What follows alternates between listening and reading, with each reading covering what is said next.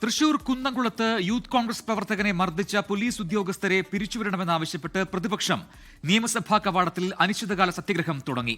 എംഎൽഎമാരായ Saneesh Kumar Joseph, എ.കെ.എം. Ashraf എന്നിവരാണ് സഭയ്ക്കുള്ളിൽ സത്യഗ്രഹമിരിക്കുന്നത്.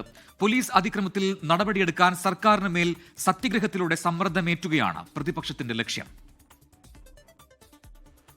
Lockup മർദ്ദനത്തിന് തെളിവായി CCTV ദൃശ്യങ്ങളടക്കം പുറത്തുവന്ന കുന്നംകുളം പോലീസ് സ്റ്റേഷനിലെ മർദ്ദനത്തിൽ കർശനമായ നടപടി ആവശ്യപ്പെട്ടാണ് അടിയന്തര പ്രമേയ ചർച്ചയ്ക്കൊടുവിൽ പ്രതിപക്ഷ നേതാവ് അനിശ്ചിതകാല സത്യാഗ്രഹം പ്രഖ്യാപിച്ചത്. ഈ സഭാ നടപടികൾ ബഹിഷ്കരിച്ച് ഞങ്ങൾ അനിശ്ചിതകാല സത്യാഗ്രഹം 2 MLA-മാരുടെ നേതൃത്വത്തിൽ ആരംഭിക്കുകയാണെന്ന കാര്യം അങ്ങേ അറിയിച്ചുകൊണ്ട് പോലീസ് അതിക്രമത്തിനെതിരെ ജനവികാരം ആളിക്കത്തിക്കുക എന്ന ലക്ഷ്യത്തോടെയാണ് പ്രതിപക്ഷം സഭയ്ക്കകത്ത് അനിശ്ചിതകാല സത്യാഗ്രഹം തുടങ്ങിയിരിക്കുന്നത്.